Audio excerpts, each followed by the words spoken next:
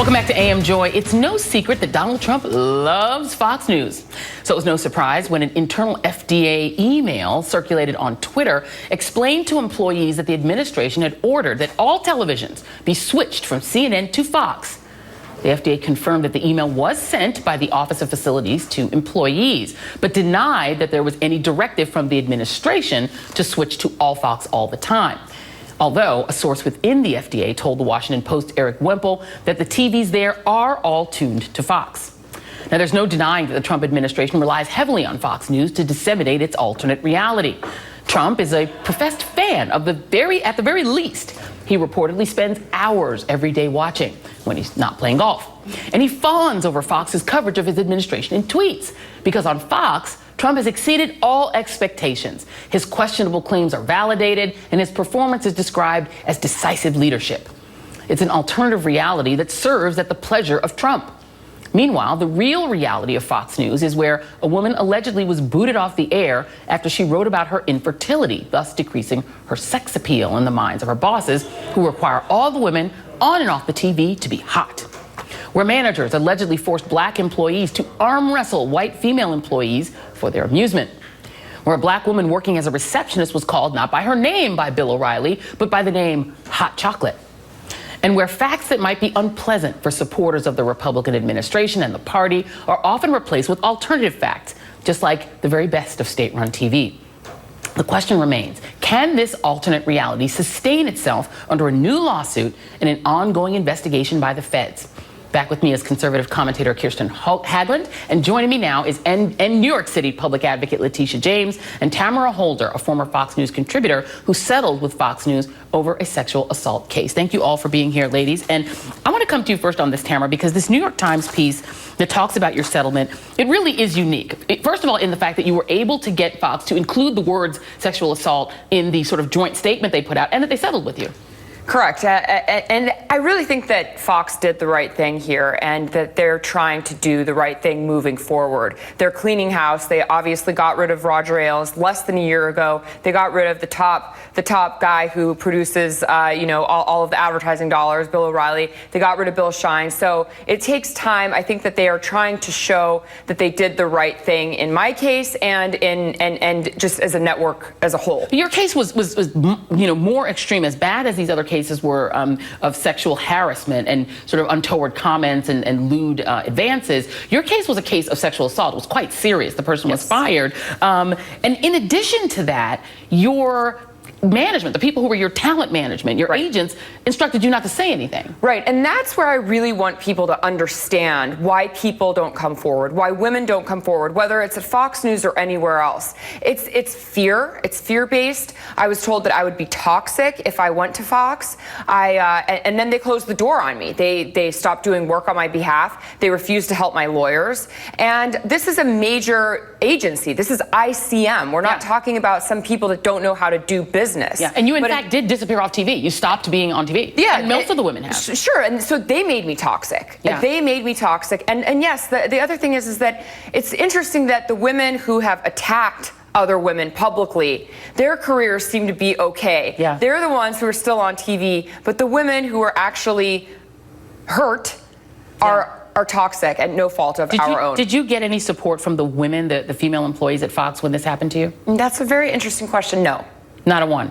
No. Either on the air people or off the air people? I got support from one of my friends, who's Jamu Green, who is also mentioned in an article, and she's a friend of mine. Yeah. But other than that, and she knew what was going on, but other than that, no, nothing. The men, I did hear from some of the men. Interestingly enough, and Kirsten, that is sort of the bigger picture, bigger than just Fox and sort of the false things they say on TV and the way they make all the women have giant hair and look, fabulous. Of course, we're on TV, right? You have to look great, and we all get glam squatted. But, the sort of creation of a world in which it's sort of a playground for men, particularly for white, older men, who can have this sort of bevy of young, hot women around them. They can say whatever they want to them, treat them any way they want, where the black people are marginalized and can't do anything about it. It is creating this sort of right-wing proto-universe that that women can't, even support each other inside of. Right, and it really is disheartening and heartbreaking, I think, to have seen all of this, because I think there were a lot of people at Fox too that didn't necessarily know that this was going on. Some who did, who kept quiet, who should not have.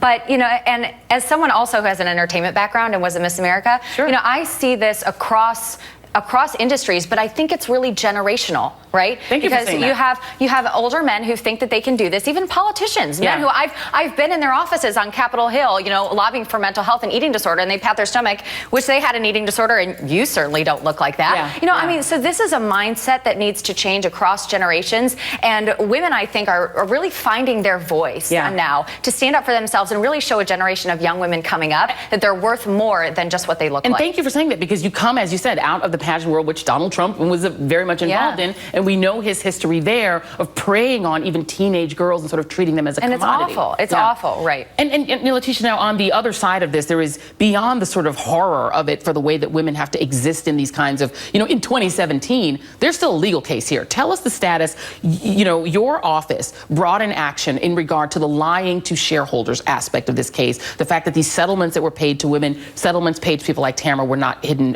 investors. What's the status of that investigation? First, let me say congratulations on your one-year anniversary. Thank you. Two, let me say that as of last week, there were 15 cases against Fox News. And one case was a class action involving 13 separate individuals alleging racial discrimination. Right. So the cases are still ongoing. Yep. In addition to that, there's a federal investigation focusing on the payments, the accounting of the payments and how they were paid and whether or not they were reported as income or settlement. Yeah. In addition to that, there's the Human Rights Commission in the city of New York, which is continuing to investigate the climate and the culture within Fox News. Yeah, and I should read the statement that Fox News put out jointly with Tamara's lawyers, and this was published via the New York Times in the story that they put out on March 8th. It said, in a rare public disclosure, Fox News released this joint statement, and it said, immediately after Ms. Holder notified Fox News of the alleged incident, the company promptly investigated the matter and took decisive action, for which Ms. Holder thanks the network. This person was fired, the person who exposed himself to Tamara and assaulted her, essentially. So there at least was some action in that. But I think the bigger question, at least in the federal probe, is this question of whether or not the parent company of Fox News, whether or not there was lying about the payments. Federal prosecutors are looking into whether they tried to disguise $3.15 million in payments to an employee who said she had a 20-year affair with the network's former chairman, Roger Ailes, according to people involved in the investigation. Right. The fact that this goes all the way up to Roger Ailes, who ran the network, says something about the culture overall. And the reality is that when you disclose to shareholders, you're supposed to disclose the risk. Yep. And all of these lawsuits that have been filed against Fox News, again, create this atmosphere or this notion that Fox News is not being subject to all these harassment claims when we know that that's not true. Yeah. So they lied, they misrepresented, and they materially failed to disclose to shareholders. And a lot of those shareholders are New York City retirees. Yep. That in fact these lawsuits were not going on, and this climate and culture within Fox News was not going on in that corporation. And last but not least, right now they're trying to acquire another news outlet, right. And obviously that is impacting them because one of the determinations is whether or not they're fit and proper. And clearly, based on these allegations, these 15 claims, racial discrimination and class action, they are not fit and proper at all. And that's a really important point. I want to come to Tamara, but first I want to go to Kirsten on this question of the climate. You talked about this climate, and both of you guys have talked about this climate. There's an investigation also being looked into as to whether Roger Ailes used prominent private investigator Bo Dietl, who appears on the network, to probe the backgrounds of people perceived to be a threat to either Mr. Ailes or to the channel. So there's this question of people actually feeling threatened, not just by their agents saying that you'll disappear, but actually threatened by being investigated. Yeah, I mean, there's definitely a climate of control, but I think that they really do want to change that. And I think that the changes that are slowly being made are good for all organizations, right? This is a win for everyone. And I do just want to point out as well that Janice Dean recently came back, and she's a meteorologist at Fox, and she had surgery, a neck surgery, plastic surgery that didn't go well, and she was very open about that, and that plays into this whole sexuality and attractiveness and women getting older and all that. And they highlighted her op-ed, they were very prominent in sharing her story, and it was really celebrated. So I think the right mindset is going into trying to change some of this. I think we can all agree that for women it's been far too long coming, but I think there definitely is a change agent of culture. And I think it's because they want to make that acquisition and they know they have to clean things up. The woman who's now running Fox News, the president, reportedly was the enforcer of the miniskirt policy. So it's interesting that she got her job. But I want you to, Tamara, if you could give some advice to women who find themselves in a workplace where they feel uncomfortable, where they're afraid. I mean, you were quite brave to come forward, especially without any support. You know, in this business where your agents can determine whether you work again and where you could just vanish off TV and that's a part of your livelihood gone, do you think that women should still take that risk?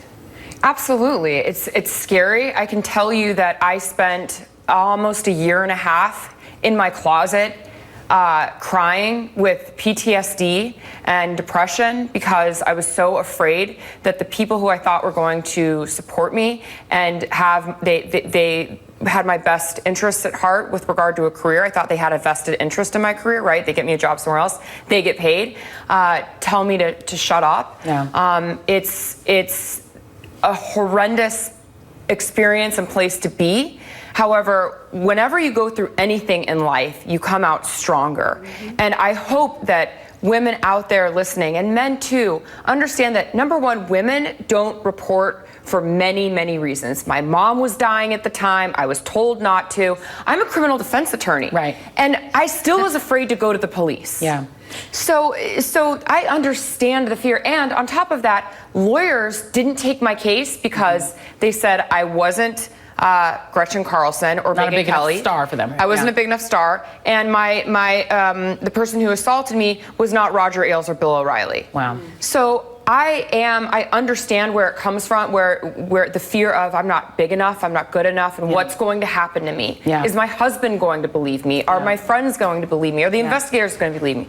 But I just want women to know that if I can do it, they can do it too. Yeah, absolutely. And I think it's also a message to the women who are these sort of big enough stars that, you know, it would be nice if they supported other women in this situation, because sometimes the person with the power is the person that can help the women that are, you know, coming in behind her to succeed. But you know what? You're a very brave woman for doing this, and you are a criminal defense lawyer with an incredible history. You should be on TV. I want to invite you back on, not just to talk about this, but do your legal analyst thing with us too. All right, I have a lot of opinions, trust me. Absolutely. Okay. Fox News, I have 7 years of opinions. We will reassemble this group of strong women on this very panel again, because they are some of our favorites: Kirsten Haglund, Letitia James, and Tamara Holder, my Power Women panel. Thank you guys, and you guys are all be